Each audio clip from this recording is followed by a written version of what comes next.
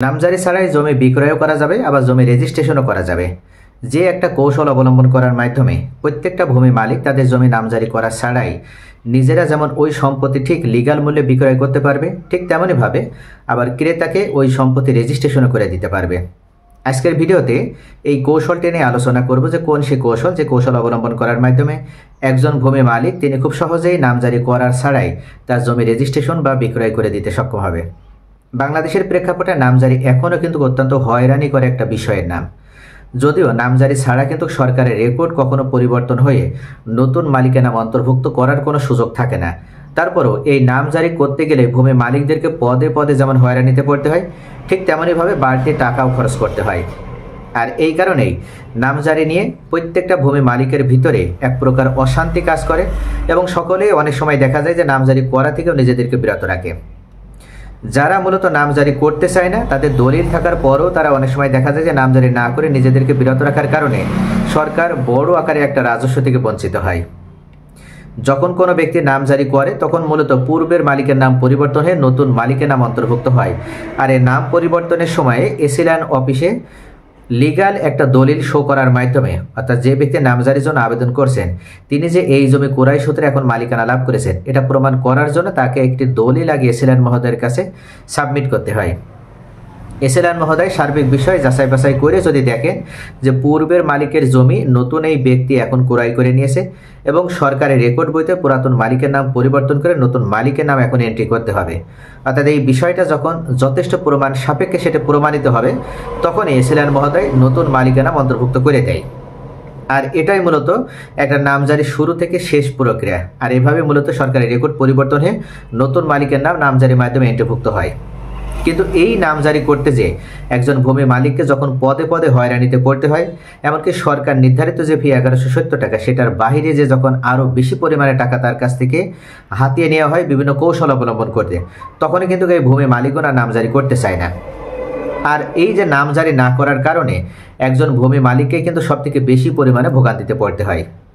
যে ব্যক্তি নামজারি করছে না উনি যদি মনে করেন যে উনি নামজারি না করে শুধুমাত্র দলিল অনুযায়ী জমির সঠিক মালিক উনি এবং তিনি দীর্ঘদিন এই জমির মালিকানা ধরে রাখতে সক্ষম হবে, তার কখনো কোনো অসুবিধা হবে না, তাহলেও কিন্তু ওই ব্যক্তি চরম আকারে একটা ভুলের ভিতরে রয়েছে।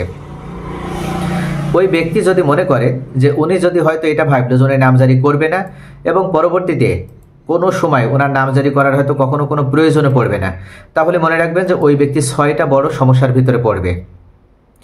এক নম্বরে ওনার যে সমস্যা সবথেকে বড় সমস্যা তৈরি হবে সেটা হচ্ছে যে জমিটার উনি মালিকানা লাভ করেছে একটা বৈধ দলিল অনুযায়ী ওই জমিটা আবার পূর্বের মালিকের নামেই এখনো পর্যন্ত সরকারি রেকর্ড বইতে লিপিবদ্ধ থাকার কারণে পূর্বের সেই মালিক চাইলেই উনি কিন্তু ওই জমি আবার গোপনে আরেকজনের কাছে বিক্রয় করে দিতে পারবে। এমনকি এই জমি আবার রেজিস্ট্রেশনও হয়ে যাবে, অর্থাৎ পরের বার যে ব্যক্তি জমি ক্রয় করছে তিনি চাইলে আবার ওই সম্পত্তি নিজের নামে রেজিস্ট্রেশনও করে নিতে পারবে। পরবর্তীতে ওই ব্যক্তি যদি মনে করে যে তিনি এই রেজিস্ট্রিকৃত দলিল অনুযায়ী নামজারি করে নেবে তাহলে খুব সহজেই উনি আবার নামজারি করে নিতে পারবে। এখন এই যে ব্যক্তি নামজারি করে নিল উনি যদি এখন ওই সম্পত্তি দখলে যেতে চায় তাহলে কিন্তু এই দুই ব্যক্তির ভিতরে একটা কন্ট্রাডিকশন তৈরি হবে, একটা সংঘাত তৈরি হবে। প্রথম যে ব্যক্তি জমিটা তৈরি করেছে বা প্রথম যে ব্যক্তি জমিটা ক্রয় করেছে উনি যেহেতু নামজারি করেনি, তাই পরবর্তীতে আবার গোপনে যে ব্যক্তি পূর্বে মালিক ছিল উনি যেহেতু জমিটা বিক্রয় করেছে, এই কারণে মূলত নতুন যে ব্যক্তি জমিটা ক্রয় করেছে উনি ওই নামজারি যখন আবার করে নিয়েছে তখন সরকারিভাবে এখন ওই জমির পরিপূর্ণ মালিকানা কিন্তু এই দ্বিতীয় ব্যক্তির, অর্থাৎ পরবর্তীতে যে ব্যক্তি জমিটা ক্রয় করেছে উনি এখন প্রকৃত অর্থে ওই জমির মালিক। ওই ব্যক্তি যদি জমিটা দখল নিতে যায় সেক্ষেত্রে কিন্তু প্রথম যে ব্যক্তি জমিটা ক্রয় করেছে এবং সঠিকভাবেই সেই ব্যক্তি কিন্তু কখনো ওই ব্যক্তিকে বাধা দিয়ে ওনার জমির দখল নিতে বা জমির দখল থেকে কিন্তু কখনো বিরত করতে পারবে না। কি কারণে বিরত রাখতে পারবে না? কেননা দ্বিতীয় যে ব্যক্তি জমিটা ক্রয় করেছে তার একটা বৈধ দলিল আছে, ঠিক তেমনইভাবে তার আবার একটা নামজারি খতিয়ানও রয়েছে, এমনকি তিনি সরকারকে খাজনাও প্রদান করেছে। এই যে গভর্নমেন্টকে খাজনা প্রদান করছে, আবার উনি যখন আবার দলিল দেখাচ্ছে এবং জমিটা যখন দখল নিতে যাচ্ছে, অর্থাৎ সব দিক থেকে উনি কিন্তু পরিপূর্ণ। আর এদিক থেকে আইনও কিন্তু ওনার পক্ষেই সাপোর্ট দেবে, উনি কিন্তু চাইলে জমিটা দখল নিতে পারবে। তাহলে প্রথম যে ব্যক্তি জমিটা ক্রয় করেছিল ওনার এখন কি হবে? দলিল রেজিস্ট্রেশন অর্থাৎ ভূমি রেজিস্ট্রেশন আইন অনুযায়ী প্রথমে যে ব্যক্তির নামে দলিল তৈরি হবে বা প্রথম যে ব্যক্তি দলিল মালিকানা মানে দলিল অনুযায়ী জমির মালিকানা লাভ করবে ওই ব্যক্তি কিন্তু জমির পরিপূর্ণ মালিক হবে বা ওনার মালিকানায় কিন্তু টিকবে। আর পরে যে ব্যক্তি দলিল অনুযায়ী জমির মালিকানা দাবি করছে তার নামে নামজারি, তিনি জমির খাজনা এমনকি দখলও যদি নিয়ে ফেলে তারপরে উনি কিন্তু জমির মালিকানা ধরে রাখতে পারবে না। তবে এখানে প্রথম যে ব্যক্তি জমিটা ক্রয় করেছিল ওনাকে কিন্তু এখন বিভিন্নভাবে সমস্যার ভিতরে পড়তে হবে। ওনাকে এবারে মালিকানা উদ্ধার করতে হলে যদি জমিটা বেদখল হয়ে যায় তাহলে দখল মুক্ত করার ক্ষেত্রে যেমন ওনাকে মামলা দায়ের করতে হবে, ঠিক তেমনইভাবে ওনার আগে যেহেতু আরেকজন ব্যক্তি জমিটা নামজারি করে নিয়েছে একই জমি, ওনাকে আবার মিসকেস করার মাধ্যমে ওই নামজারি বাতিল করতে হবে এবং নামজারি বাতিল করে ওনার নিজের নামে আবার নামজারিটা রিটার্ন করাতে হবে। আর এই সার্বিক প্রসেস সম্পন্ন করতে ওনাকে কিন্তু চরমভাবে হয়রানির ভিতরে পড়তে হবে। এমনকি পরবর্তীতে যে ব্যক্তি জমিটা ক্রয় করেছে তার সাথে ওনার একটা শত্রুতাও তৈরি হবে। আর এভাবেই কিন্তু সমাজে জায়গা জমি সংক্রান্ত বিষয়ে মামলা মোকদ্দমার উৎপত্তি হয়ে থাকে। ওই দুই ব্যক্তির ভিতরে যদি বন্ধুত্বপূর্ণ সম্পর্ক থাকে তাহলে বর্তমানে ওই সম্পর্কটা একটা তিক্ততার সম্পর্কে রূপান্তরিত হবে। আর এটার কারণেই মূলত যদি কোনো ব্যক্তি জমি ক্রয় করে নামজারি না করে তাহলে তার সবথেকে বড় সমস্যা হবে এটা। দ্বিতীয় যে সমস্যা, ওই ব্যক্তি কিন্তু চাইলেই উনি শুধু দলিল অনুযায়ী ওই জমিটা কারোর নামে যেমন হেবা করে দিতে পারবে না, কাউকে রেজিস্ট্রেশন করে দিতে পারবে না বা কারোর সাথে এওয়াজ বদল করতে পারবে না। উনি যদি মনে করে যে ওনার বিশেষ প্রয়োজন জমিটা বিক্রয় করার দরকার তাহলে উনি কিন্তু জমিটা বিক্রয় করতে পারছে না। চতুর্থ পর্যায়ে উনি আবার জমিটার খাজনাও পরিশোধ করতে পারছে না। অর্থাৎ উনি যদি মনে করে যে গভর্নমেন্টকে খাজনা প্রদান করে ওনার জমিটা নিলামের হাত থেকে বাঁচাবে, ওনার জমিটা খাস হয়ে যাওয়ার হাত থেকে বাঁচাবে বা ওনার জমিটা উনি নিট অ্যান্ড ক্লিন অবস্থায় রেখে দিতে চান, তাহলে কিন্তু উনি প্রতি বছর সরকারকে খাজনা প্রদান করতে পারছে না। এছাড়া পঞ্চম পর্যায়ে উনি কি করতে পারছে না, ওই জমিটা নতুন যখন রেকর্ড আসবে সেই নতুন রেকর্ডেও কিন্তু উনি কোনোভাবেই শুধুমাত্র দলিল দেখানোর মাধ্যমে এই বিডিএস রেকর্ডে উনি রেকর্ড করে নিতে সক্ষম হবে না। অর্থাৎ বর্তমান যে বিডিএস রেকর্ড বা বাংলাদেশ ডিজিটাল সার্ভে সরকারের পক্ষ থেকে শুরু করা হয়েছে, এই রেকর্ডও কিন্তু উনি শুধুমাত্র দলিল অনুযায়ী কখনো ওনার নামে উনি ওই সম্পত্তি রেকর্ড করে নিতে সক্ষম হবে না। এবং ষষ্ঠ পর্যায়ে সবথেকে বড় যে সমস্যা সেটা হচ্ছে গোপনে যে ব্যক্তি জমিটা বিক্রয় করে দিয়েছে সেভাবে উনি চাইলে কিন্তু আরও একাধিক ব্যক্তির কাছে জমি বিক্রয় করে দিতে পারে। তাই নামজারি অত্যন্ত গুরুত্বপূর্ণ একটি বিষয়। যতক্ষণ পর্যন্ত নামজারি না হবে ততক্ষণ পর্যন্ত সরকারের রেকর্ড বই পরিবর্তন হয়ে নতুন মালিক হিসেবে নতুন মালিকানা অন্তর্ভুক্ত হয় না। আর এই কারণে কিন্তু একজন জমির মালিককে অবশ্যই জমি ক্রয়ের সাথে সাথে নামজারির জন্য আবেদন করে নামজারিটিও সম্পন্ন করে নিতে হয়। তো এখন কথা হচ্ছে যে নামজারি করতে যেহেতু এত সমস্যা, তাহলে একজন ব্যক্তি উনি যদি মনে করে যে উনি নামজারি করবে না এবং নামজারি না করে জমিটা বিক্রয় করবে বা জমিটা আবার রেজিস্ট্রেশনে করে দেবে, তাহলে কি সম্ভব? তাহলে কিন্তু এটা কখনো সম্ভব নয়। মনে রাখবেন, যদি কোনো ব্যক্তি দলিল সূত্রে বা ক্রয় সূত্রে জমির মালিকানা লাভ করে থাকে তাহলে অবশ্যই ওই ব্যক্তির নামজারি বাধ্যতামূলক। নামজারি যতক্ষণ পর্যন্ত উনি না করবে ততক্ষণ পর্যন্ত উনি জমির বৈধ কোনো মালিকই নন। আর জমির মালিক না হওয়া পর্যন্ত উনি কিন্তু জমিটা কারোর কাছে বিক্রয় করতে পারবে না, গভর্নমেন্টকে খাজনা পরিশোধ করতে পারবে না, এমনকি উনি এওয়াজ বদল করতে পারবে না।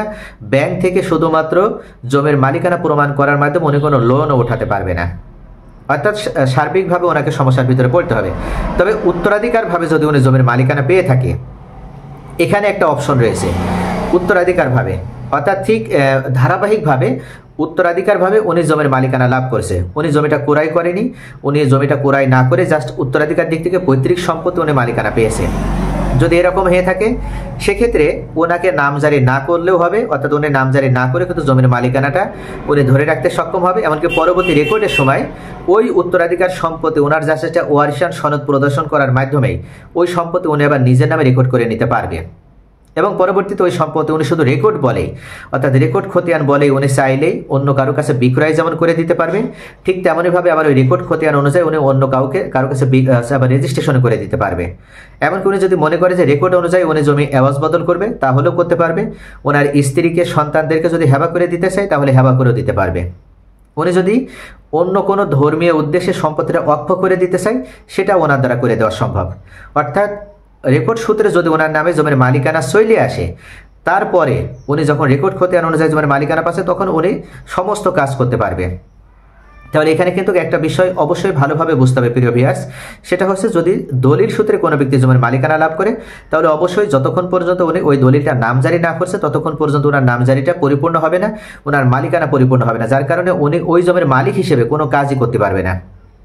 আর যদি উনি উত্তরাধিকার দিক থেকে মালিকানা লাভ করে এবং ধারাবাহিকভাবে যদি উত্তরাধিকার সূত্রে মালিকানা পেতে থাকে, তাহলে পরবর্তী রেকর্ডে উনি কিন্তু চাইলে ওই সম্পত্তি নিজের নামে রেকর্ড করে উনি ওই সম্পত্তির পরিপূর্ণ মালিক হিসেবে নামজারি করা ছাড়াই জমিটা বিক্রয় করে দিতে পারবে। ঠিক তেমনইভাবে অন্য কারোর নামে আবার সম্পত্তিটা রেজিস্ট্রেশনও করে দিতে পারবে। এটা কিন্তু অনেকেই জানে না, অনেকেই বোঝে না। তবে এখানে আরেকটি বিষয় আছে, সেটা হচ্ছে বর্তমানে রেকর্ড আসার পূর্বে কি কোনো সুযোগ আছে উত্তরাধিকার সম্পত্তির নামজারি করা ছাড়াই সম্পত্তি কারো কাছে বিক্রয় করে দেওয়া বা রেজিস্ট্রেশন করে দেওয়া? বর্তমানে কিন্তু এই সুযোগ নেই। সরকারের পক্ষ থেকে এই যে পরিপত্র প্রকাশ করা হয়েছে, এই পরিপত্র প্রকাশ করার মাধ্যমে এখন কিন্তু কোনো ব্যক্তি চাইলেই উত্তরাধিকার সম্পত্তি নামজারি করা ছাড়াই আর বিক্রয় করতে পারবে না, যদি ওই সম্পত্তির উপরে একাধিক অংশীদারদের অংশ তৈরি হয়। তবে শুধুমাত্র একজন ব্যক্তি যদি সম্পত্তির মালিকানা পেয়ে থাকে, সেক্ষেত্রে উনি খুব সহজেই, উনি যে একা মালিক তাহলে উনি কিন্তু নিজের নামে নামজারি করে নিতে সক্ষম হবে। কিন্তু যখনই একাধিক ব্যক্তি মিলে অংশীদার হয়েছে বা ওই সম্পত্তির মালিকানা পাচ্ছে, তখন সকলে মিলে আগে উত্তরাধিকার দিক থেকে মালিকানা প্রমাণ করার মাধ্যমে যৌথ খতিয়ানের ভিত্তিতে ওনারা চাইলে ওনারা পৈতৃক সম্পত্তি নিজেদের নামে নামজারি করে নিতে পারবে। তাহলে প্রিয় ভিউয়ার্স, আশা করি বুঝতে পারছেন যে শুধুমাত্র রেকর্ড বলে আপনি যদি জমির মালিকানা পেয়ে থাকেন, তাহলে রেকর্ড খতিয়ান অনুযায়ী আপনি চাইলেই জমি বিক্রয় করতে পারবেন, আবার রেজিস্ট্রেশনও করে দিতে পারবেন।